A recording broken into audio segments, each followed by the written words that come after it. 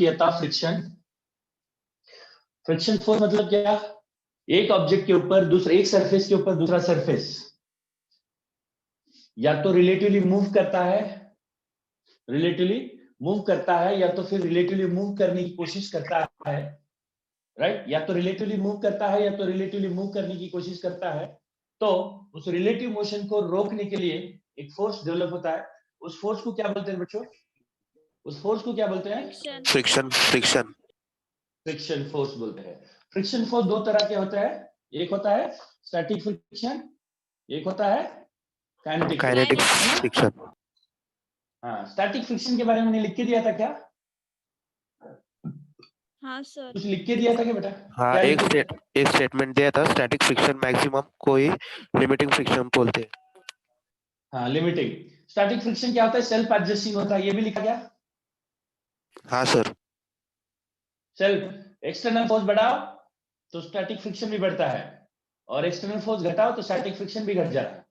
लेकिन external force आप बढ़ाते जाओ तो स्टैटिक फ्रिक्शन कितना बोले उतना नहीं बढ़ सकता, एक पर्टिकुलर वैल्यू तक ही बढ़ता है। उसके बाद अगर आपने एक्सटर्नल फोर्स बढ़ाया तो क्या होगा? उसके बाद अगर आपने एक्सटर्नल फोर्स बढ़ाया तो क्या होगा? ऑब्जेक्ट एक्सेलरेट हो जाएगा सर। मतलब ऑब्जेक्ट उसके बाद मूव करने लगेगा, है ना? क्यों रे बाबा, ऐसा क्यों होता है? ऐसा सर क्यों होता है? फ्रिक्शन की लिमिट खत्म हो जाती है सर। फ्रिक्शन को जो लिमिट है ना वो खत्म हो जाता है। स्टैटिक फ्रिक्शन जो है जितना चाहे उतना नहीं बढ़ता है ना, जितना चाहे उतना नहीं बढ़ता है, एक पर्टिकुलर वैल्यू तक ही बढ़ता है, उसके बाद नहीं बढ़ता है, राइट। तो कोई भी रुका हुआ ऑब्जेक्ट को अगर आपको मोशन में लाना है तो मिनिमम उसके ऊपर कितना फोर्स लगाना पड़ेगा आपको? कोई भी रुका हुआ ऑब्जेक्ट है, पहले से मोशन में एक ऑब्जेक्ट है, तो फ्रैक्शन पे ज्यादा है फ्रैक्शनल फोर्स, लिमिटिंग या फ्रिक्शन फोर्स। फ्रैक्शनल फोर्स से ज्यादा। फ्रैक्शनल फोर्स नहीं रे बेटा, फ्रिक्शनल फोर्स। हाँ, लिमिटिंग फ्रिक्शन से ज्यादा लगाना पड़ेगा, है ना? लिमिटिंग फ्रिक्शन से ज्यादा फोर्स लगाना पड़ेगा। हाँ, काइनेटिक फ्रिक्शन लिखा क्या? काइनेटिक फ्रिक्शन क्या होता है, लिखा नहीं? लिखा ना? नहीं एक सर। बात देता, सुनो, लिखो बेटा, नेक्स्ट लिखो kinetic friction.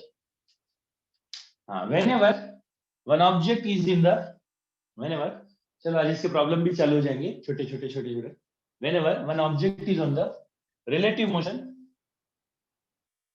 whenever one object is in the relative motion on the surface of other, whenever one object is in the relative motion on the surface of other, on the surface of other, then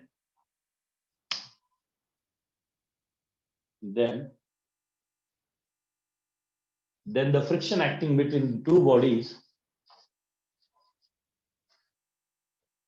is known as, then the friction acting between the two bodies and which do not, and which tries to oppose, the friction acting between two bodies and which tries to oppose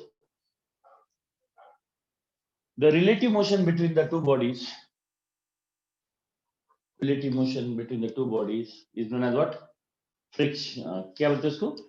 Kinetic friction. क्या बोलते हैं बच्चों? Kinetic friction. फिर से बताओ sir. हाँ, क्या बोल रहा हूँ? Whenever one object is in the relative motion on the surface of other object, then the friction acting between the two bodies and which tries to relative motion between the two bodies is known as what? Kinetic friction. Kinetic friction. Okay, देखो बेटा, जब static friction है, static friction का कोई formula नहीं है।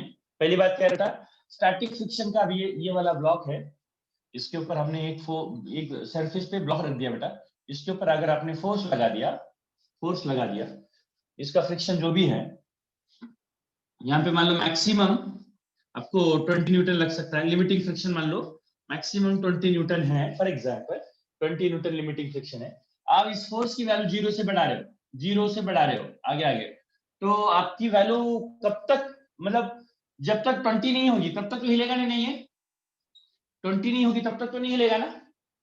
हाँ sir. नहीं हिलेगा, राइट। एक बात बताओ, जब ये फोर्स की वैल्यू 20 के नीचे जितनी भी होगी तब तक नहीं हिलेगा ये। जैसे मान लो 16 न्यूटन है, हिलेगा क्या? नहीं हिलेगा सर। 16 न्यूटन ही है, हिलेगा क्या? नहीं हिलेगा। 16 न्यूटन पे नहीं हिलेगा, नहीं हिलेगा तो फिर तब नहीं हिलेगा, मतलब इधर 60 न्यूटन लग रहा है तो पीछे भी कितना लगता होगा? 16 न्यूटन। 60 न्यूटन। मतलब जब ऑब्जेक्ट स्टेशनरी है तब उसके ऊपर लगने वाला स्टैटिक फ्रिक्शन की वैल्यू किसके बराबर होगी? जब ऑब्जेक्ट एक्सटर्नल स्टेशनरी फोर्स है, के बराबर। हाँ, वो एक्सटर्नल फोर्स के बराबर होगी जो उसको मूव करवाने की कोशिश कर रहा है। नहीं समझना है? आया सर समझ आया में। सर आया। हाँ, इस बात को नोट कीजिएगा बेटा सब लोग। क्या करो, सबसे पहले when object is stationary, when the object is stationary, then the static friction is equal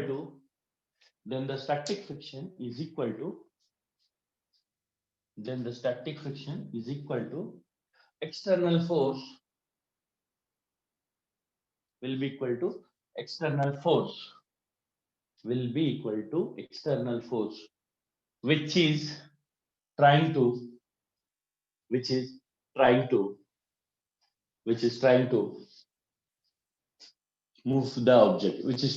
move the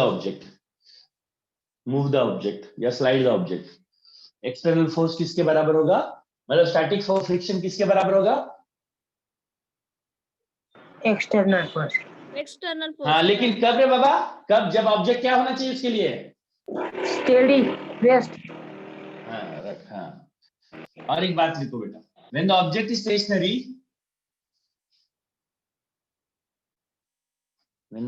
stationary, दूसरा पॉइंट वाइज लिखो बेटा, when the object is stationary,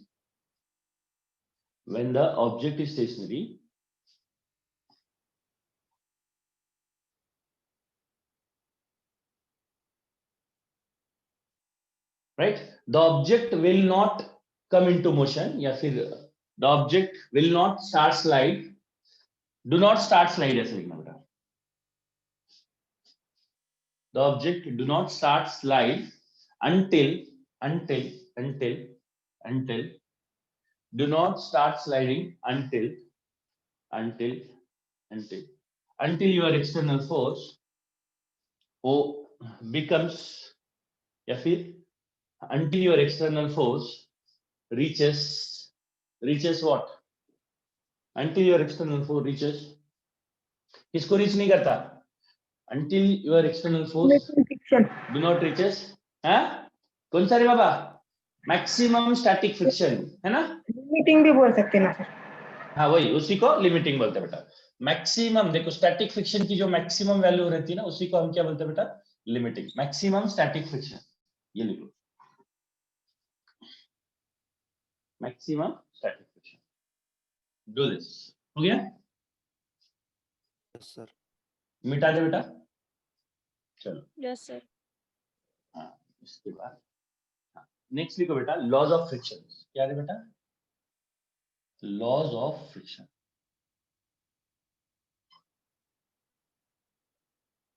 friction develop होने के कारण क्या क्या है, इधर देख लो बाद में। सबसे पहले तो कारण ये होता है बेटा, अगर कोई भी सरफेस को देखोगे ना, किसी भी ऑब्जेक्ट के, अगर अंडर माइक्रोस्कोप देखोगे तो एकदम प्लेन नहीं रहता, ऐसे उतार चढ़ाव रहता है बेटा सरफेस से। ये एक ऑब्जेक्ट है नीचे, ये एक ऑब्जेक्ट है ऊपर, इन दोनों के बीच में, दोनों सरफेसेस के बीच में इस तरह से इंटरलॉकिंग होती है। क्या होती है? जब इसको इसके ऊपर लेके जाने की कोशिश करो तो ये दोनों, ये वाला, ये जो क्या बोलेंगे इसको, जो क्या बोलते हैं उसको, वैली टाइप का जो है, ये जो हिल टाइप का है ना, इसके वैल्यू को रोक देगा, है ना? तो इंटरलॉक हो जाते हैं दो ऑब्जेक्ट एक दूसरे के बीच में। ये भी एक कारण है, this is one of the reason. लेकिन यही पूरा का पूरा रीजन नहीं है, इसके लिए रीजन है बेटा इंटरमोलिकुलर अट्रैक्शंस। क्या है ये? जब एक ऑब्जेक्ट दूसरे ऑब्जेक्ट के सरफेस के ऊपर मूव करता है, एक ऑब्जेक्ट दूसरे ऑब्जेक्ट के सरफेस के ऊपर मूव करता है, तो दोनों के बीच में इंटरमोलिकुलर फोर्सेस लगते हैं। इंटरमोलिकुलर इलेक्ट्रोमैग्नेटिक फोर्सेस के कारण ये फोर्सेस इन दोनों के बीच रहने वाला रिलेटिव मोशन को रोकने की कोशिश करता है, राइट? रिलेटिव मोशन को रोकने की कर सकता है, इंटरलॉकिंग की वजह से भी हो सकता है, या फिर इंटरमोलिकुलर फोर्सेस के कारण भी फ्रिक्शन डेवलप हो सकता है। बात समझ में आई क्या? समझे नहीं समझे? समझे सर? Yes, लिखो sir. बेटा, what are the reasons for the friction? लिखो, एक नंबर 1 ये भी लिख लो.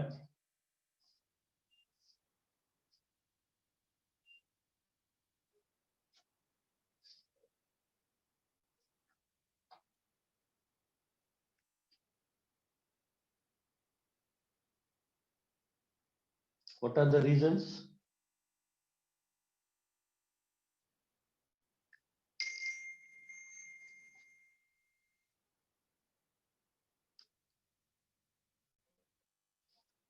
लिखो बेटा.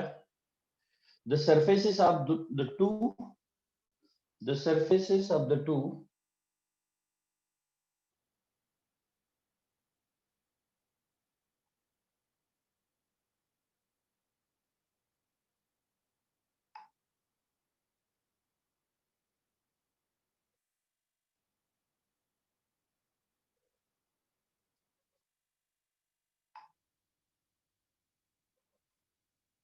सर उस सेकंड को इंटरमॉलिक्यूलर अट्रैक्शन बोलेंगे तो फर्स्ट को क्या बोलेंगे? interlocking between the two surfaces.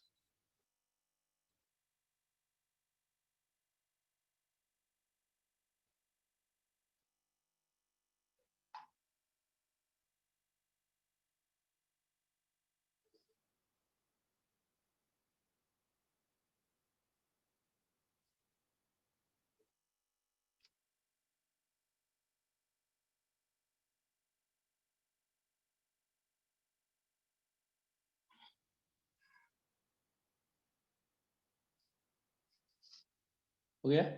Intermolecular attraction Yes, between sir.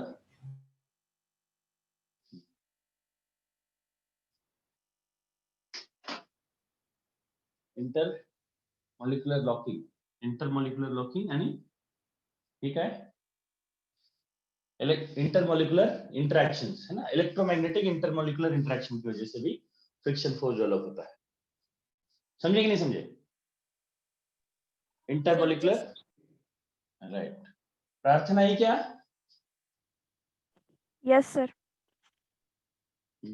अभी कौन बात किया मेरे पीछे पहले? नाम क्या है? बस नाम मयूर बता, सर. नाम. मयूर. अरे नहीं रे, हाँ, नहीं, तू तो मैं तो आरती तेरे को खोजे जानता हूँ सर. मयूर. आरती खोजे. आरती बिरादर नहीं है क्या? यस सर, आई सर. राइट. हाँ, एक तो मयूर तेरा तो आवाज मैं पहचानता बेटा, मैं तेरे को जानता हूँ. इंटरमोलिकुलर फोर्सेस की वजह से भी लगता है या फिर इंटरलॉकिंग की वजह से भी लगता है, ठीक है ना बच्चों? हाँ समझे? हाँ sir. Yes. Laws of friction देखो क्या है, कुछ बातें फटाफट याद रखना. एक्सपेरिमेंट्स क्या बताते हैं?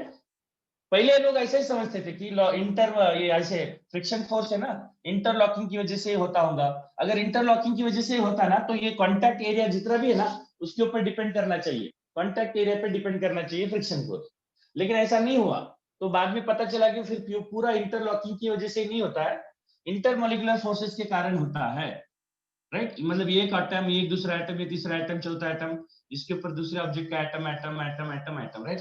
तो एक्चुअल में जो वास्तव में जो एरिया कांटेक्ट में आता है वो बहुत नेग्लिजिबल होता है टोटल एरिया के कंपैरिजन में. कैसे? वास्तव में एरिया जो कांटेक्ट में आता है वो कैसे कम होगा? ऐसे स्फीयर के ऊपर एटम मान लो, ये एटम स्फेरिकल शेप में है, नीचे वाली सरफेस के भी एटम स्फेरिकल शेप में है. कितने पॉइंट के पास टच करेंगे ये? क्या पूरा का पूरा सरफेस ऐसा क्या बोलते हैं टच में आएगा या फिर ओनली स्फीयर के टिप टू टिप टच में आएंगे? स्फीयर के sir tip to tip touch में आएंगे. देखो ये देखो कितना अपने को ऐसा एक्सपेक्टेड था कि दो सरफेसेस ऐसा इतना बड़ा एरिया को कांटेक्ट में लाएंगे, ऐसा कांटेक्ट में आएंगे, लेकिन कितना आते बेटा? एक ही पॉइंट के पास कांटेक्ट में आता है. इसका मतलब सरफेस एरिया पे डिपेंड ही नहीं कर रहा. इसलिए आपको क्या अज्यूम करना पड़ रहा है? इनके बीच में इंटरमोलिकुलर फोर्स कारण है, रिस्पांसिबल है फ्रिक्शन के लिए, इंटरलॉकिंग नहीं है. अगर सच में इंटरलॉकिंग होती तो जितना ज्यादा बड़ा एरिया होता ना उतना ज्यादा इंटरलॉकिंग होना चाहिए, है ना? तो फिर उतना ज्यादा फ्रिक्शन होना चाहिए. लेकिन प्रैक्टिकली क्या पाया गया कि फ्रिक्शन फोर्स जो है ऑलमोस्ट इंडिपेंडेंट है बेटा, एरिया कांटेक्ट एरिया के ऊपर डिपेंड ही नहीं कर रहा. बात समझ में आई क्या? किसके ऊपर डिपेंड नहीं करता? कांटेक्ट एरिया पे डिपेंड नहीं करता. तो ये वाला जो अजम्पशन हमारा ये पूरा का पूरा यही करेक्ट है, इसी की वजह से फ्रिक्शन आ रहा है, इस बात को खारिज करता है। समझ में ना, इस बात को खारिज करता है। तो हमको सोचना पड़ता है कि फ्रिक्शन का कारण इंटरमॉलिक्यूलर इंटरेक्शन है, इस बात को हमारी सोच इस बात की तरफ बढ़ाता है। कौन सा कॉन्सेप्ट बेटा? Independency of the what? Friction force on the surface of the contact surface का एरिया पे डिपेंड ना होना अपने आप में इस बात का प्रूफ है कि क्या है बेटा, फ्रिक्शन फोर्स जो है इंटरलॉकिंग की वजह से ही डेवलप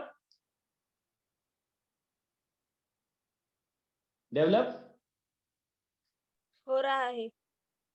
नहीं होगा, उसी की वजह से नहीं हो रहा है। अगर इंटरलॉकिंग की वजह से डेवलप होता तो जितना ज्यादा एरिया तो उतना ज्यादा इंटरलॉकिंग होती थी ना बेटा, तो फ्रिक्शन उसके ऊपर एरिया पे डिपेंड करता है ना तब। हाँ सर। हाँ, तो इंटरलॉकिंग की वजह से ही नहीं, इंटरमॉलिक्यूलर फोर्सेस की वजह से भी, इंटरमॉलिक्यूलर भी मतलब एटम्स के बीच में या मॉलिक्यूल्स के बीच में लगने वाला इंटरमॉलिक्यूलर इलेक्ट्रोमैग्नेटिक फोर्स की वजह से ही फ्रिक्शन डेवलप होता है बोल के हमको समझ में आ जाता है। तो कौन से कैटेगरी का फोर्स है friction? Fundamental type of forces में कौन से कैटेगरी का है फ्रिक्शन? इलेक्ट्रोमैग्नेटिक। Electromagnetic, right. तो एरिया पे डिपेंड नहीं करता। दूसरी बात है बेटा, दूसरी बात है,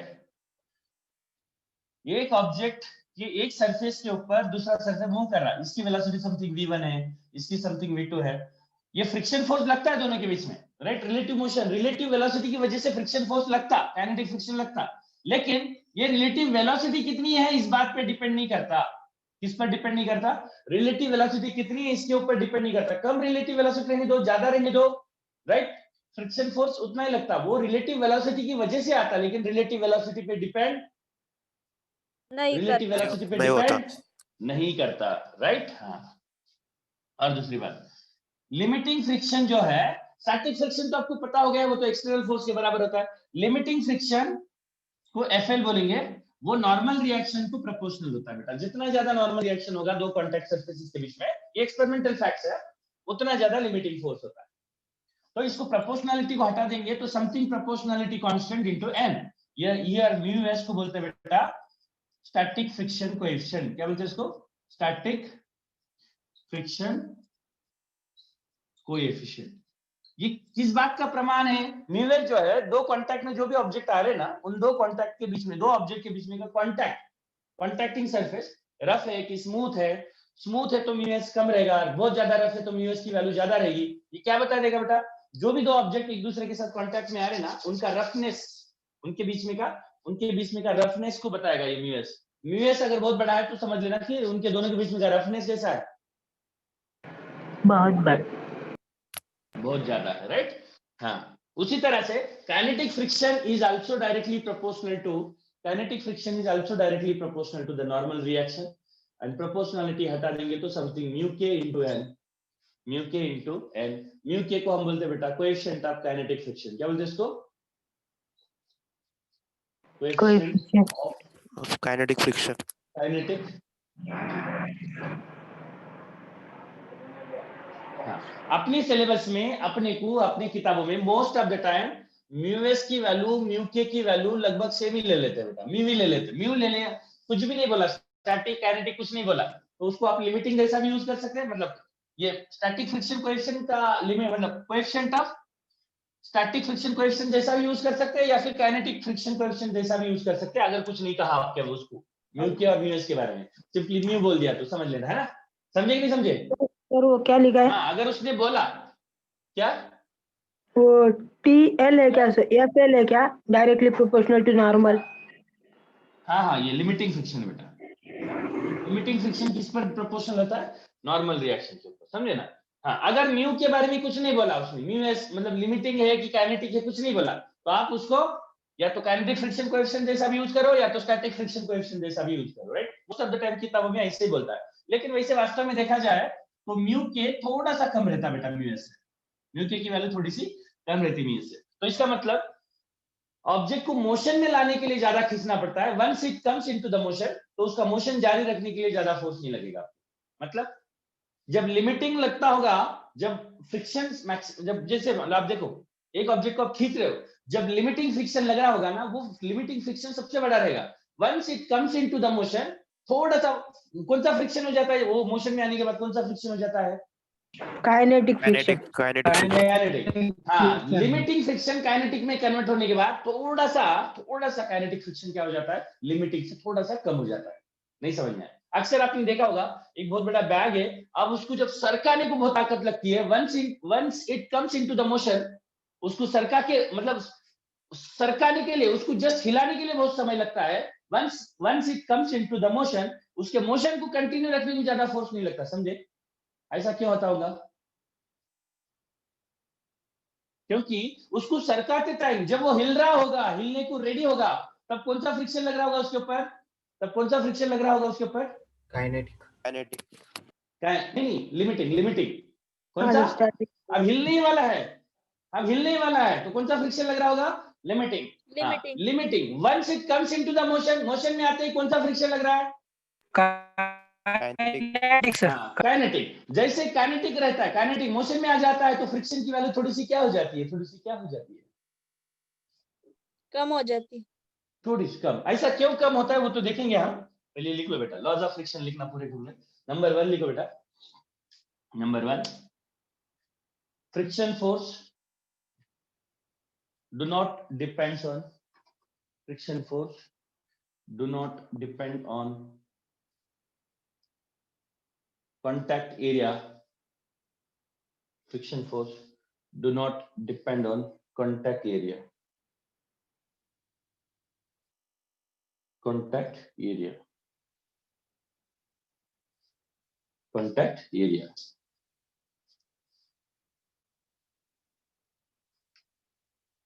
Friction force do not depend on contact area. Okay. उसके बाद लिखो दूसरा,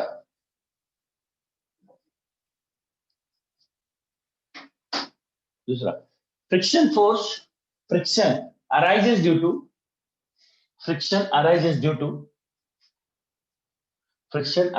to relative motion between relative motion or tendency of relative motion. ऐसा लिख सकते, relative motion or tendency of relative motion between two surfaces. But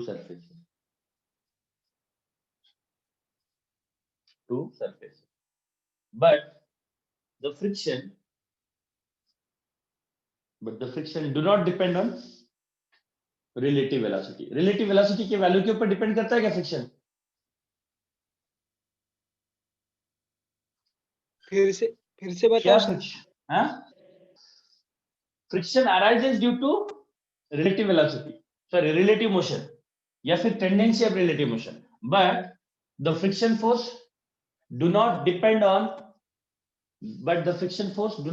on what? Relative motion. Do not depend on relative motion. Relative motion पे depend नहीं करेगा क्या? नहीं sir. तीसरा, limiting friction and kinetic friction लिखो बेटा। तीसरा point, limiting friction and kinetic friction are directly proportional to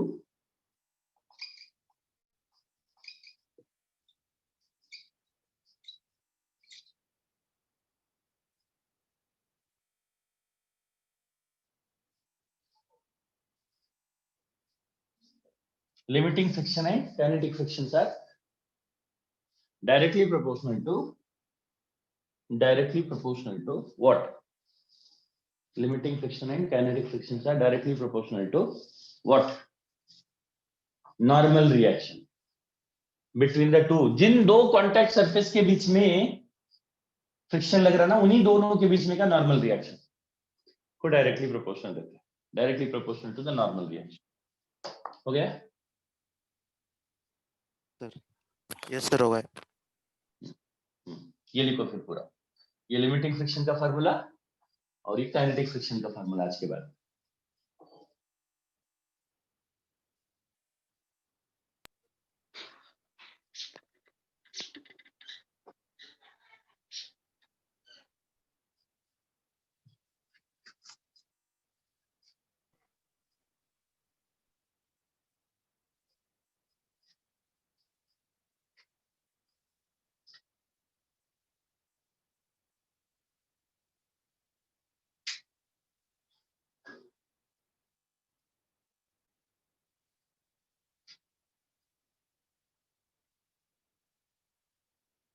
हो गया? जल्दी जल्दी करो।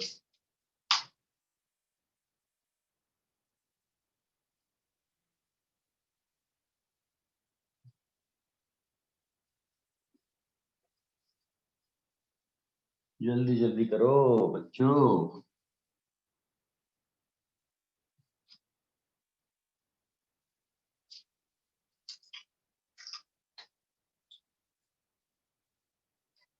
Done sir. Done? थोड़ा सा म्यूके ज्यादा रहता बेटा बीने से। ऐसा क्यों जरा बता दो। मान लो अभी इधर एक ऑब्जेक्ट है सर, इसको फेविकॉल से चिपकाया है ना, इसको जब खींच रहे हो तो आपको ऐसा नहीं लगता ये सारे बॉन्ड ऐसे टट टट टट टट आवाज आ जाते हैं, टूटते टाइम, है ना? राते सर। ऐसे इसको मूव करना है तो इसको पूरे के पूरे फेविकॉल मॉलिक्यूल के साथ जो भी बॉन्डिंग तोड़ना पड़ता है सर, रबर जैसा बिहेव करेगा अंदर वाला फेविकॉल। तो सिर्फ आप बॉन्डिंग ही तोड़ रहे हो जब मोशन में है, तो बॉन्डिंग जब रेस्ट में है तो, राइट? तो रेस्ट में, जब इसको रेस्ट में से मोशन में लाना है तो बहुत ज्यादा फोर्स की आवश्यकता होगी। But when it is in the motion, एक तो इसका इनर्शिया इसको मोशन में रखता है, और इतना टाइम ही नहीं मिलता इतने यहाँ के मॉलिक्यूल क्यों, इतना यहाँ पे मॉलिक्यूल बहुत दिनों से इनके साथ बॉन्डिंग थी ना बेटा।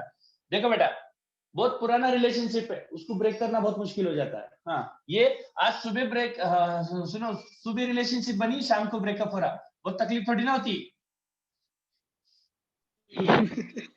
मजा आता है। हाँ ना, लाइक मजा आता है ना? अरे सुनो, ये इसके ऊपर मूव कर रहा है ना बेटा, ये मूव कर रहा है इसके ऊपर, तो ये क्या आ रहा है, कुछ पल के मेहमान है एक दूसरे के साथ, कुछ पल के लिए ये एक दूसरे के साथ जुड़ रहे, तो विदाई बहुत मुश्किल होगी क्या यहाँ पे? नहीं विदाई सर। मुश्किल है यहाँ नहीं पे? सर, इजी हो बहुत जाएंगे। इजीली तोड़ सकते हैं बॉन्डिंग, और बहुत इजीली तोड़ सकते हैं, और मतलब यहाँ पे इजीली टूट सकता है, मतलब यहाँ का जो फ्रिक्शन है, काइनेटिक फ्रिक्शन, वो कम होगा। लेकिन बहुत सालों से ये दोनों एक दूसरे के साथ चिपक के थे मॉलिक्यूल, और इसको मूव करना, इनके बॉन्डिंग को तोड़ना क्या हो जाएगा बेटा? बहुत पुराना रिलेशनशिप है सर, इतनी इजीली नहीं टूटेगा। नहीं टूटेगा बेटा, है ना? तो ये इसको बोलते बेटा कोल्ड वेल्डिंग। क्या बोलते इसको?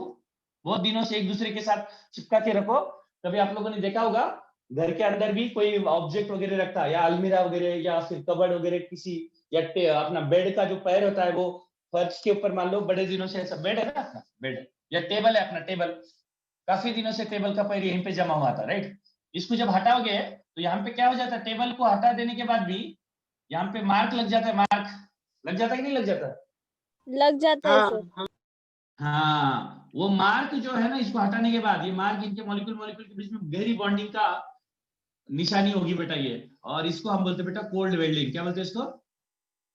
कोल्ड वेल्डिंग बोलते हैं। तो कोल्ड मतलब काफी देर से इधर बॉन्डिंग चल रही थी, उनके बीच में स्ट्रॉन्ग बॉन्डिंग होगी, बहुत दिनों से बॉन्डिंग थी, और एकदम से बोलो भैया ब्रेकअप, तो मुश्किल हो जाएगा। ये मॉर्निंग में ही मेकअप हुआ, शाम में ब्रेकअप करो, कोई दिक्कत नहीं ज्यादा से, राइट? इसलिए म्यू के थोड़ा सा क्या होता है, कम होता है। किससे? UL से म्यू बोलेगा, mu mu mu mu, you नहीं म्यू म्यू म्याऊ म्यू, है ना वो वाला म्यू, राइट? हाँ, लिख लो बेटा, ये मत लिखना भाई, बहुत दिनों से रिलेशनशिप है, एकदम से ब्रेक नहीं होगी।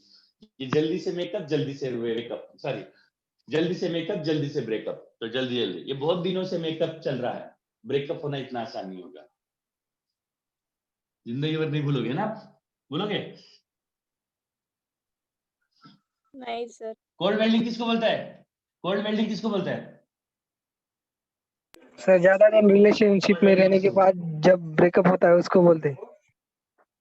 नहीं, कोल्ड वेल्डिंग बहुत दिनों से एक दूसरे से चिपक के है, वो ऑटोमेटिक ऐसा लगता है कि उनके बीच में वेल्डिंग हो गया है, ऑटोमेटिक वेल्डिंग हो गया है, उसको क्या बोलते हैं? Cold welding. तो कोल्ड वेल्डिंग को ब्रेक करना बहुत मुश्किल हो जाता है, इसलिए स्टैटिक फ्रिक्शन ज्यादा होता है। नहीं समझ में आया? लिमिटिंग फ्रिक्शन ज्यादा होता है। समझे कि नहीं समझे? यस सर, समझे समझे सर। सर। अभी 3 बातें हमको समझनी है बेटा प्रॉब्लम सॉल्व करते टाइम। स्टैटिक फ्रिक्शन, दूसरा लिमिटिंग, और तीसरा काइनेटिक, राइट? इसके बारे में क्या ख्याल है आपका? स्टैटिक का मतलब, स्टैटिक फ्रिक्शन का मतलब क्या है? इसका कोई टेंशन नहीं सर, इसका कोई टेंशन नहीं। ये किसके बराबर रहता है? जब ऑब्जेक्ट मूव नहीं कर रहा है, एक ऑब्जेक्ट के ऊपर दूसरा ऑब्जेक्ट मूव नहीं कर रहा है, सिवाय भले उसके ऊपर फोर्स लगाया आपने, एक ऑब्जेक्ट के ऊपर, एक सरफेस पे एक ऑब्जेक्ट है, ऐसा एक सरफेस है, तीन फोर्सेस है बेटा, ये स्टैटिक, लिमिटिंग, काइनेटिक, ये दोनों वैसे एक ही है। इसकी जो सबसे बड़ी वैल्यू रहती है उसी को क्या बोलते हैं? लिमिटिंग। लिमिटिंग बोलते हैं। तो फिर कैसे, फिर कब एक स्टैटिक फ्रिक्शन कब लिमिटिंग बनेगा बताओ? स्टैटिक फ्रिक्शन कब लिमिटिंग बनेगा? जब मैक्सिमम होगा वो स्टैटिक ये की मैक्सिमम। फ्रिक्शन को लेके कोई टेंशन नहीं बेटा, काइनेटिक फ्रिक्शन का कोई लोचा नहीं, काइनेटिक फ्रिक्शन का कोई टेंशन नहीं। क्यों टेंशन नहीं है सर? आपको पता चल जाता है, दो ऑब्जेक्ट जब मूव कर रहे तो आंखें बंद करके बोल दो कौन सा फ्रिक्शन लगता है। Kinetic friction. हाँ, लेकिन एक ऑब्जेक्ट के ऊपर दूसरा ऑब्जेक्ट रेस्ट में है तो दो बातें हैं, या तो उनके बीच में स्टैटिक होगा, लिमिटिंग होगा। स्टैटिक कब होगा और लिमिटिंग कब होगा? स्टैटिक तब होगा हिल नहीं रहा, लिमिटिंग तब होगा जब हिलने वाला ही है, तब उसको क्या बोलते हैं? उसको क्या बोलते हैं? लिमिटिंग। राइट। एक बात बता दो बेटा, हमने इसके ऊपर फोर्स लगाया, F is equal something, time के साथ बदल रहा है वाला फोर्स 10t। इधर मान लो समथिंग 10 kg वाला एक ब्लॉक रखा है हमने, और ये जिस सरफेस के ऊपर रखा है ना ये वाला ब्लॉक, इस सरफेस का स्टैटिक फ्रिक्शन है। मतलब लिमिटिंग फ्रिक्शन निकालने के लिए फार्मूला पता है अपने को? स्टैटिक फ्रिक्शन का कोई फार्मूला? स्टैटिक फ्रिक्शन का कोई नहीं है, फार्मूला? नहीं है, नहीं है, नहीं। नहीं है। शाबाश शाबाश शाबाश, वेरी गुड। 0.4 है मान लो स्टैटिक फ्रिक्शन कोएफिशिएंट, और काइनेटिक फ्रिक्शन है मान लो 0.3 है। इसको हम कुछ 5t लगाते हैं। आप एक बात बता दो सर, समय 0 है और इधर हम ग्राफ भी निकालना चाहते हैं, किसका किसका? फ्रिक्शन वर्सेस टाइम का, किसका किसका ग्राफ निकालना चाहते हैं? इसमें दोनों फ्रिक्शन है, काइनेटिक लिमिटिंग जो भी है, और इधर समय के साथ ग्राफ भी निकालना चाहते हैं। बताओ भाई भाई, इसकी टाइम के साथ ये वाला फोर्स बढ़ रहा है, t इक्वल 0 है तो कितना फोर्स खींच रहे हो, कितना फोर्स लगा रहे हो? t इक्वल 0 के पास कितना फोर्स लगा रहे हो बताओ? Zero zero zero force. Equal 0 के पास कितना? 0। तो इधर कितना फ्रिक्शन लगेगा? 0। काय को लगेगा मरने को? काय को लगेगा मरने को? कोई खींच नहीं रहे तो इधर काय को खींचेगा फ्रिक्शन? फ्रिक्शन कब पैदा होता है रे बाबा, कब जगह हो जाता है? जब एक्सटर्नल फोर्स लगता है बाहर उस से पे। दिल वाला दुल्हनिया को लेके जाने की कोशिश करता है, कोई भी बाहर से आके दिल वाला दुल्हनिया को लेके जाने की कोशिश करेगा तो ये अंदर जाग जाता है, या ऐसी मेरी दुल्हनिया तू कैसे लेके जाता है, उसकी पूरी कोशिश रहती है रोकने की, है ना। It's only to make you little understand, और इसको समझाने की कोशिश के लिए बोलना है और थोड़ा सा फनी करने के लिए, राइट। आप प्लीज इन बातों से प्रेरित मत होना, है ना। प्रेरित हो गए हो जाओगे ना? नहीं ना, प्रेरित मत होना। नहीं सर। भीख मांगने पड़ेंगे तो तुमको भी और दुल्हनिया को भी, राइट। तो t इज इक्वल 0 के पास फ्रिक्शन 0 है। t इज इक्वल 1 सेकंड के पास क्या है बताओ? t इज इक्वल 1 सेकंड के पास इधर एक्सटर्नल फोर्स कितना होगा 5 भाइयों बहनों? कितना Five. होगा? 5 होगा। ये हिला पाएगा? अच्छा पहले काम करते हैं ना बेटा, इनकी लिमिटिंग फ्रिक्शन और ये काइनेटिक फ्रिक्शन की वैल्यू निकाल लेते हैं बेटा। नॉर्मल रिएक्शन कितना होगा बता दो इस पे? इधर ये mg किस पर लग रहा है? ये इक्वल्स टू ब्लॉक का टेबल पे लग रहा है ना? टेबल पे लग यस रहा है सर, ना? हाँ यस सर। सर। नहीं सर, वो ब्लॉक पे लग रहा है, ब्लॉक पे। एक बड़ा दगड़ लाओ, दगड़ मेरे सर पे डालो नालायक को। अब बोला क्या बोला था मैंने? ये अपना क्या लगाएगा इसके ऊपर? ये कौन सा फोर्स लगाता है टेबल पे? टेबल पे कौन सा फोर्स लगता है? mg नहीं लगाता, कौन सा? नॉर्मल नॉर्मल नॉर्मल नॉर्मल लगेगा। नॉर्मल लगाता है, नॉर्मल लगाता है। टेबल पे नॉर्मल लगाता है, टेबल पे नॉर्मल लगाता है, mg नहीं लगता। mg तो खुद ही के ऊपर लगता है ना, ये तो आप धरती में लगा रही इसके ऊपर, कितना भी बोलो, भूलो मत नालायक को, राइट। ये नॉर्मल टेबल पे ब्लॉक पे लग रहा, ब्लॉक पे टेबल की वजह से नॉर्मल लग रहा, और ब्लॉक टेबल पे नॉर्मल लगाएगा तो हम टेबल पे कौन से फोर्सेस लग रहे हैं वो नहीं दिखा रहे, हम ब्लॉक के ऊपर कौन से फोर्सेस लग रहे हैं वो देख रहे हैं। इस ब्लॉक पे और क्या लग रहा है बेटा? इधर mg भी लग रहा, अर्थ की वजह से, राइट, mg भी लग रहा। शाबाश। एक बात बता दो आप, तो नॉर्मल की वैल्यू क्या होगी? इधर तो मोशन नहीं है, नॉर्मल की वैल्यू क्या होगी बाबा? 10g मतलब 100 न्यूटन। हाँ सर। 100 न्यूटन। शाबाश शाबाश शाबाश, क्या बात है। हाँ तो बताओ लिमिटिंग फ्रिक्शन क्या होगा? μs into L। Limiting friction क्या होगा? μs into 40 होगा 40। What is limiting? 100 into 0.4 यानी 40 न्यूटन लिमिटिंग हो गया। काइनेटिक फ्रिक्शन 30 न्यूटन होगा फिर, है ना। देखो लिमिटिंग फ्रिक्शन काइनेटिक फ्रिक्शन में बदलने के बाद क्या हो रहा है? थोड़ा सा फ्रिक्शन की वैल्यू 40 से 30 तक क्या हुई? कम हुई। ऐसा क्यों? जब लिमिटिंग लग रहा होगा तब, लिमिटिंग जब लग रहा होगा तब बहुत पुराना रिलेशनशिप ब्रेकअप हो रहा है, तो आपको बहुत फोर्स की आवश्यकता होगी। जब काइनेटिक लग रहा होगा तब टेम्पररी रिलेशन ब्रेकअप हो रहा है, हाँ उसको कुछ ज्यादा फोर्स नहीं लगता। नहीं समझे? समझे सर। ठीक है नहीं? हाँ राइट, बता दो। एक बात है ना बेटा, जब टाइम की वैल्यू 0 तो फ्रिक्शन भी 0। टाइम की वैल्यू 1 सेकंड तो फ्रिक्शन की वैल्यू क्या होगी?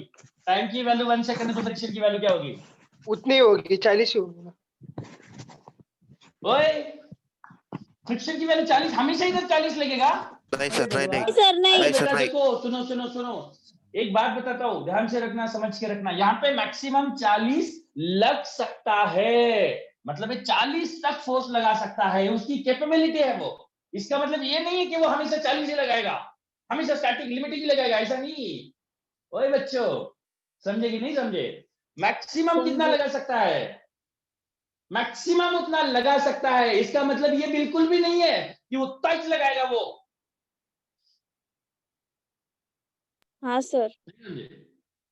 हाँ, और जब ये इसकी कोशिश फ्रिक्शन की क्या है, जो भी इसको हिलाने की कोशिश कर रहा है इस ब्लॉक को, उस हिलाने वाले फोर्स की बराबरी करे, उस हिलाने वाले फोर्स की बराबरी करे। राइट, ज्यादा भी नहीं लगेगा, कम भी नहीं लगेगा, इसकी बराबरी करे, इसकी बराबरी करे। तेरी तस। हाँ बोलो, टी की वैल्यू कितनी है? 1 सेकंड है तो कितना फोर्स लग रहा है इसके ऊपर? अरे टी की वैल्यू 1 सेकंड है तो कितना एक्सटर्नल फोर्स जो 5 उसको हिला के अपनी साथ लेके Five. जाएगा, Five, 5 5 न्यूटन 5 है। 5 हाँ सर, यहाँ का फ्रिक्शन मैक्सिमम 40 न्यूटन तक लग सकता है, लेकिन 40 लगेगा क्या? अगर 40 लग गया समझो, तो ये फ्रिक्शन वाली क्या करेगा इसको? पीछे लेके जाएगा सर। हाँ, लेकिन फ्रिक्शन का मकसद वो है क्या? नहीं समझ लो सर, बेटा, नहीं। फ्रिक्शन की नहीं। कोशिश क्या रहती है? हिलने नहीं मूविंग देना है, ऑब्जेक्ट को, स्लाइड नहीं हाँ। होने देना है, बस। इस बात को समझो तो आपकी पूरी बात क्लियर हो जाएगी। राइट, तो जितनी आवश्यकता होगी उतना ही लगेगा।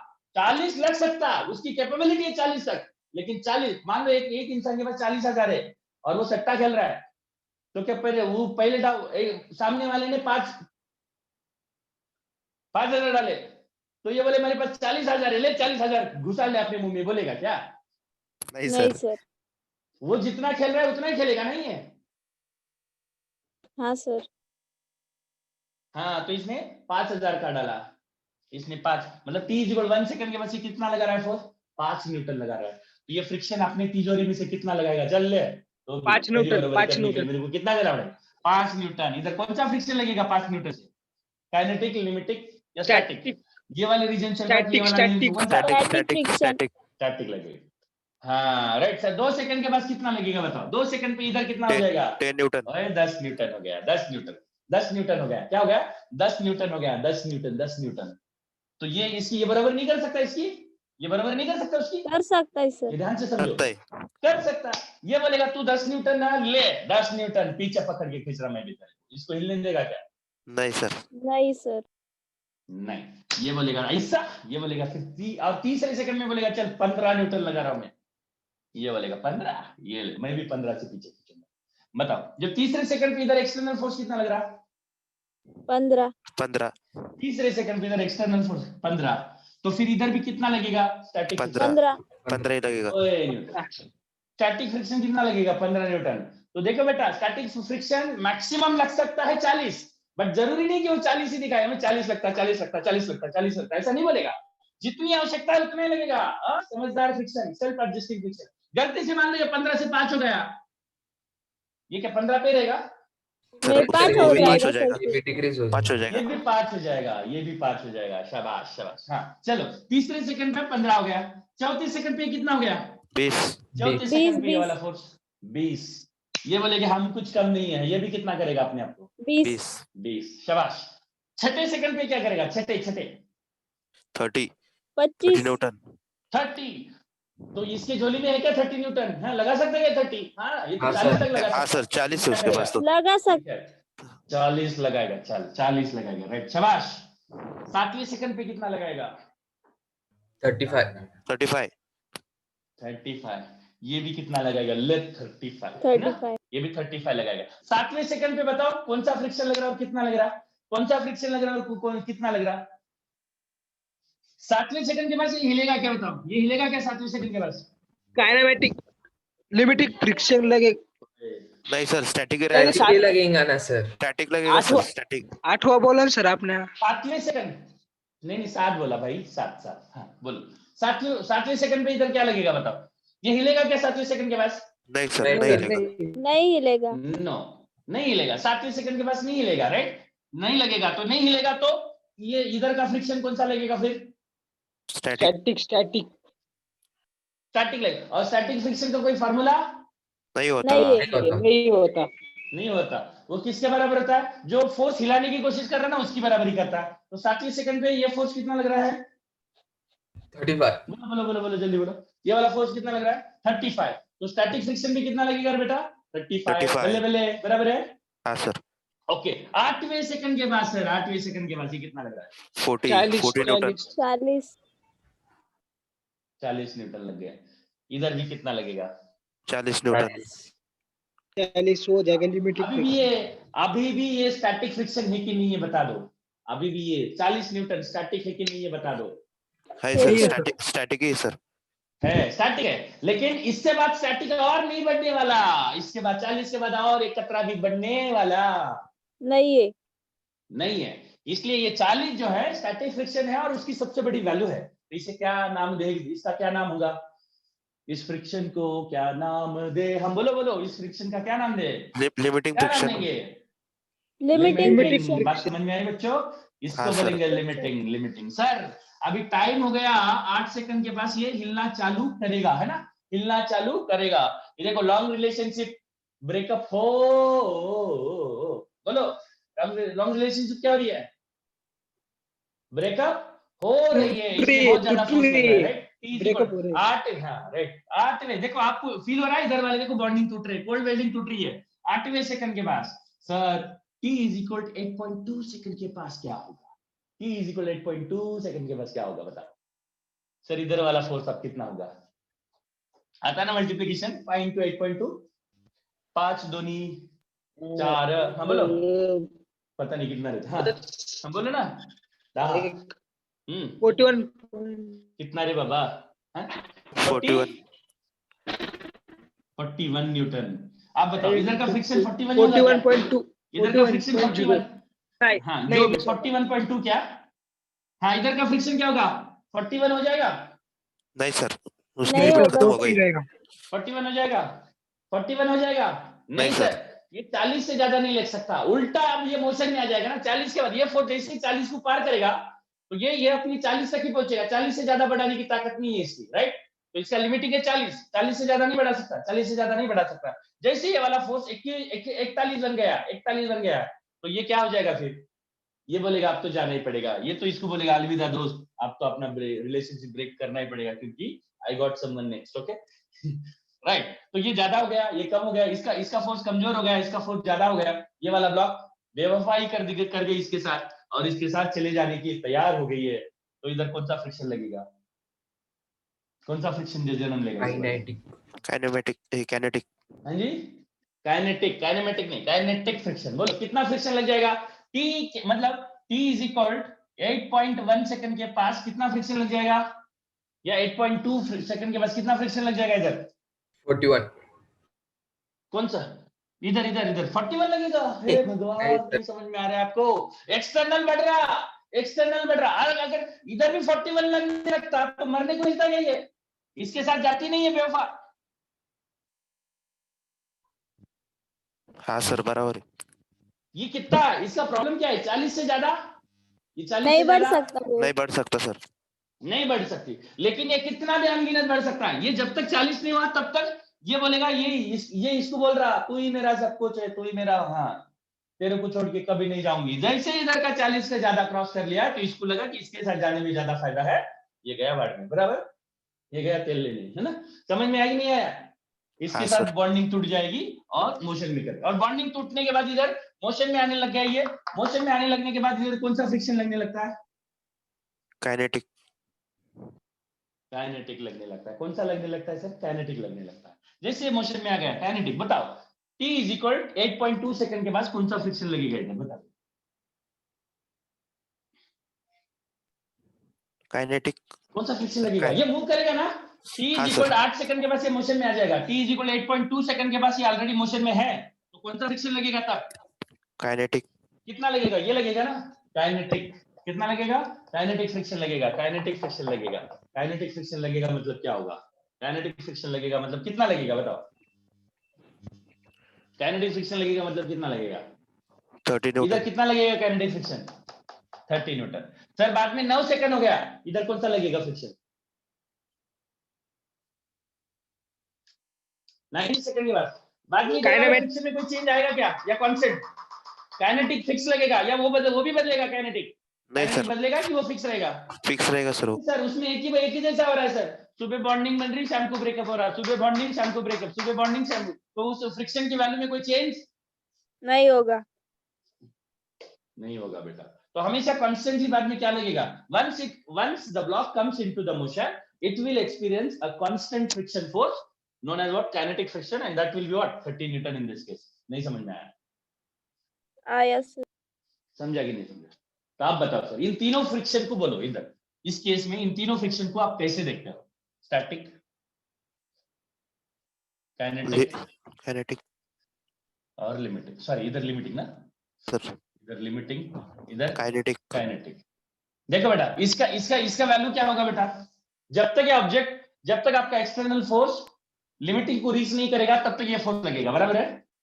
हाँ सर। और इसके लिए कोई फार्मूला नहीं है। ये किसके नहीं है। बराबर रहेगा? एक्सटर्नल ये फोर्स के किसके बराबर बराबर। रहेगा? राइट। हाँ, जब हिलने वाला होगा तब कौन सा फ्रिक्शन लगेगा? When it is Limiting about friction. to हिलना, Limiting हाँ, बोलो, ये friction. इधर वाली बॉन्डिंग ब्रेक हो रही है, लिमिटिंग के बराबर होगा, राइट। उसके बाद जब ऑलरेडी मोशन में आ गया तो ये लगेगा। Kinetic friction. सर नहीं समझ में आया सर? आया सर समझ में। आया। हाँ तो बताओ, तो अभी इन फ्रिक्शन फोर्स को मैं अगर एक्सप्रेशन लगाऊं, इस केस में फ्रिक्शन फोर्स का अगर मैं एक्सप्रेशन लगाऊं तो कैसा होगा एक्सप्रेशन? कुछ नहीं बेटा, थोड़ा सा कंफ्यूजिंग रहता है अगर ठीक से नहीं समझोगे तो, इसलिए मॉलिक्यूलर लेवल तक जाके सोचने की आदत डालो। स्टैटिक फ्रिक्शन का फार्मूला क्या होगा फिर? कब तक स्टैटिक फ्रिक्शन लग रहा है बताओ? इस केस में कौन से समय तक स्टैटिक फ्रिक्शन लग रहा है? एफएस बोलेंगे इसको, राइट। बोलो, कौन से समय तक स्टैटिक फ्रिक्शन लग रहा है इसके ऊपर? 40 कब तक न्यूटन। लगेगा स्टैटिक 40 फ्रिक्शन? न्यूटन तक। 8 सेकंड तक, बराबर है ना? हाँ सर। 8 सेकंड से पहले है ना, 8 सेकंड से पहले तक कौन सा लगेगा? स्टैटिक, बराबर है? 8 सेकंड हाँ से पहले सर। तक स्टैटिक। और स्टैटिक फ्रिक्शन का कोई फार्मूला नहीं रहता, जितना एक्सटर्नल फोर्स है उतना ही रहता ना बेटा? हाँ सर। कितना एक्सटर्नल फोर्स का, एक्सटर्नल फोर्स यही है ना, तो स्टैटिक फ्रिक्शन भी यही रहेगा। नहीं समझ लगा? समझ लो सर। समझ लो सर। समझ में आया ना? राइट। तो ये कब तक, ये वाला फार्मूला फ्रिक्शन का, ये वाला एक्सप्रेशन कब तक चलेगा? 8वें सेकंड तक, राइट। लिमिटिंग फ्रिक्शन बोलिए सर कितना होगा, और कब लगेगा लिमिटिंग फ्रिक्शन? एफएल, एफएल की वैल्यू रहती है बेटा 40 होगा, कितनी बेटा? ये 40 40 न्यूटन। ये न्यूटन। कब लग रहा है सर ये वाला फोर्स? ये वाला फोर्स कब लग रहा है? कौन से समय के पास लग रहा है? ठीक कौन से समय के पास लग रहा है? ठीक है, ठीक 8 second. t is equal 8 second के पास ना, 8वें सेकंड, बराबर है? हाँ और लास्ट में, लास्ट कौन सा? ये लिख लिया क्या आप लोगों ने? हाँ सर।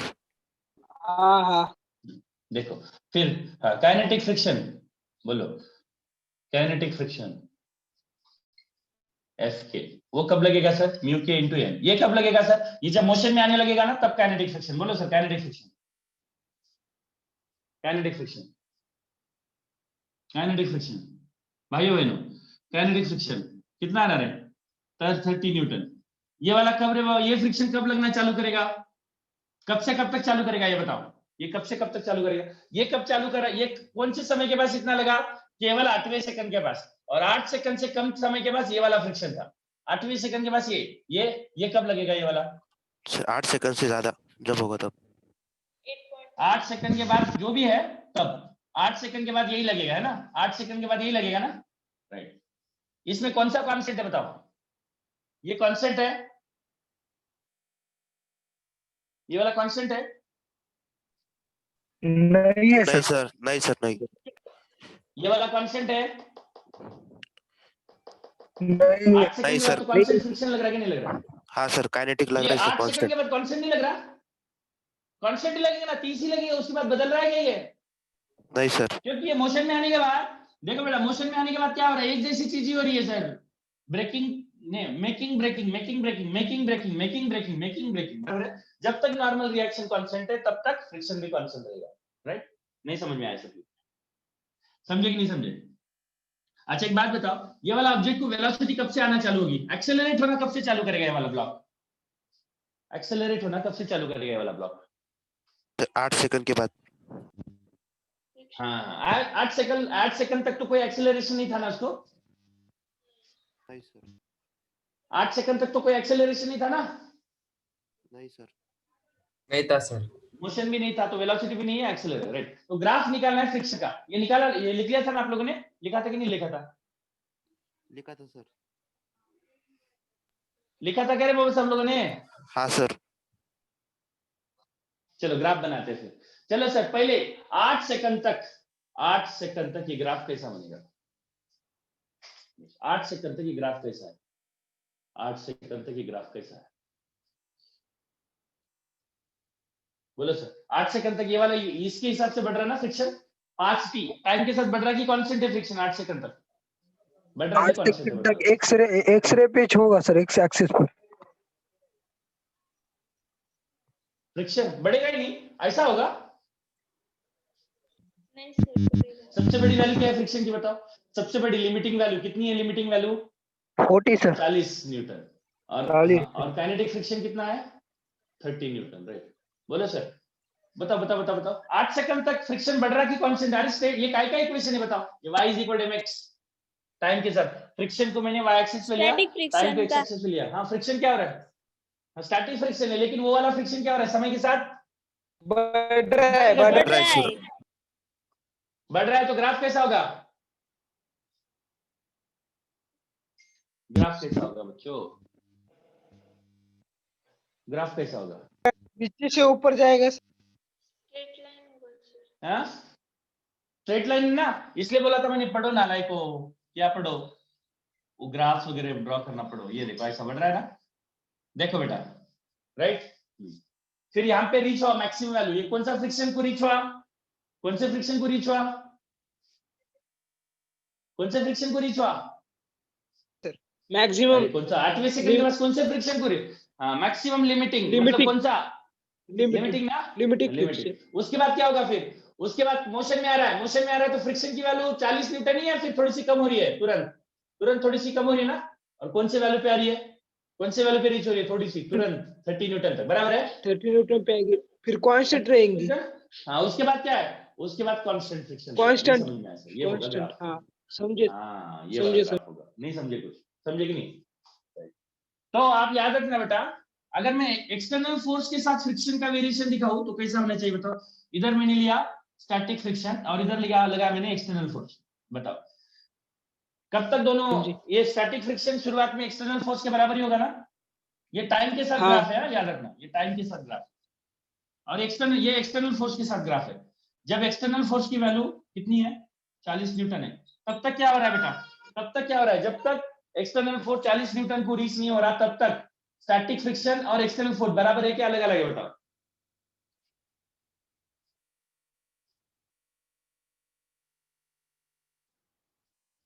अरे बेटा समझ में आ रहा कि नहीं आ रहा?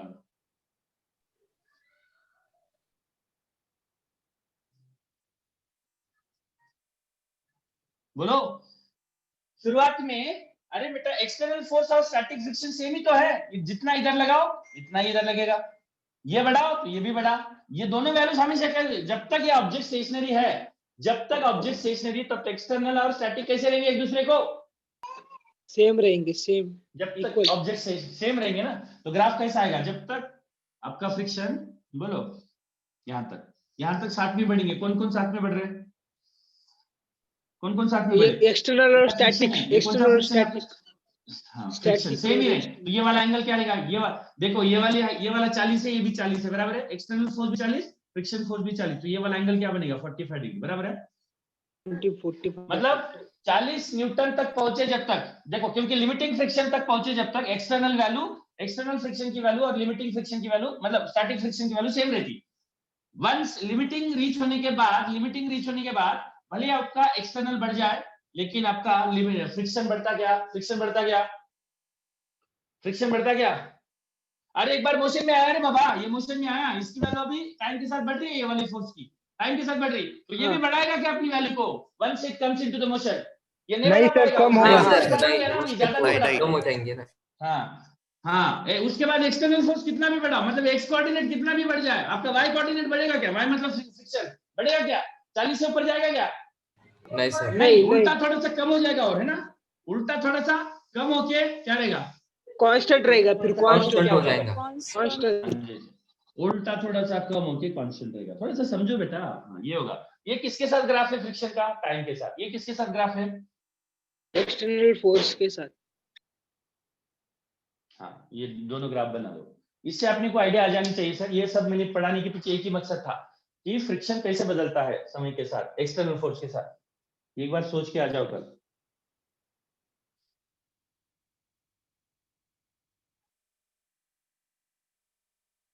इसको सोचना पड़ता रे बाबा, नहीं तो कंफ्यूजिंग टाइप है।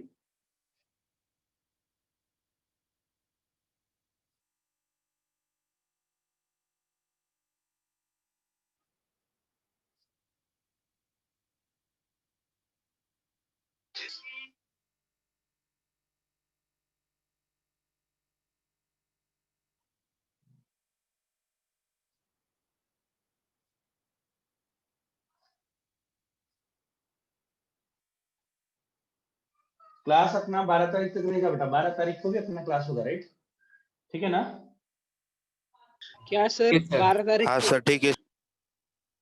12 तारीख तक क्लास रहेगा अपना, ठीक है? 13 से छुट्टी फिर है, ऑफलाइन 12 को होगा अपना ना क्लास सर? होगा। उसके बाद दिवाली के बाद ही देखेंगे ना क्या होगा, क्या रहेंगे। कोरोना तो फिर से बढ़ रहा है बोलते, जहाँ जिन जिन राज्यों में ऑफलाइन चालू किया वहां पे कोरोना बढ़ रहा है बोलते। अभी देखेंगे गवर्नमेंट क्या ऑर्डर निकालता है, तो अपने हाथ में नहीं ना बेटा। बट कोशिश तो यही है, मतलब लग रहा है कि हो जाएगा अभी।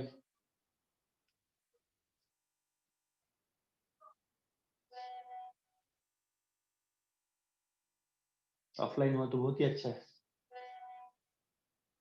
प्रैक्टिस करेंगे आप, क्वेश्चंस करने लगेंगे। आप कॉन्सेप्ट समझो बेटा सबसे अच्छा पहले।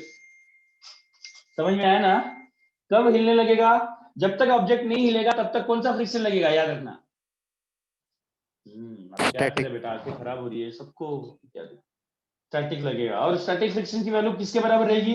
उसका कोई फार्मूला एक्सटर्नल रहेगा फोर्स। क्या? नहीं एक्सटर्नल सर। फोर्स के बराबर, और उसका कोई फॉर्मूला नहीं। हाँ हाँ, और वो एक्सटर्नल, जो वो एक्सटर्नल फोर्स जो उसको मूव करवाने की कोशिश कर रहा है, राइट? जब हिलने वाला होगा तब, when it is about to slide, हिलने वाला है, लिमिटिंग हिलने के लिए फ्रिक्शन। रेडी हो गया है, लिमिटिंग पुरानी वाली limiting bonding friction. Break up, हिलने वाला है।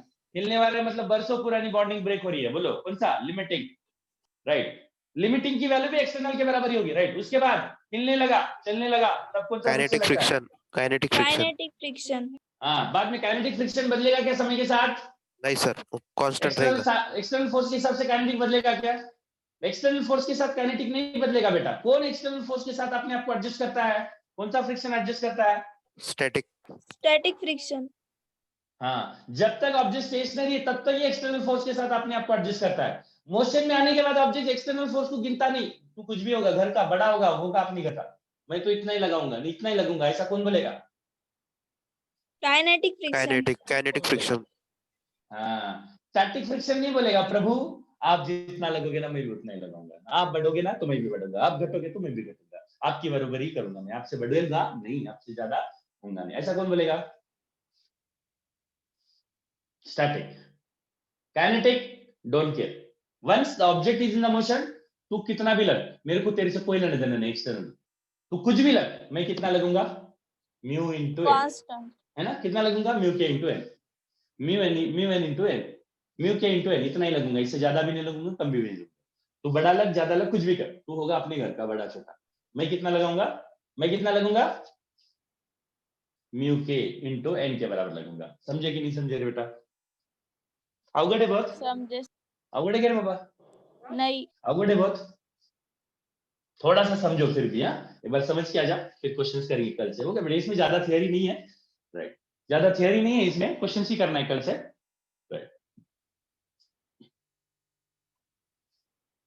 12 तारीख तक रहेगा क्लास।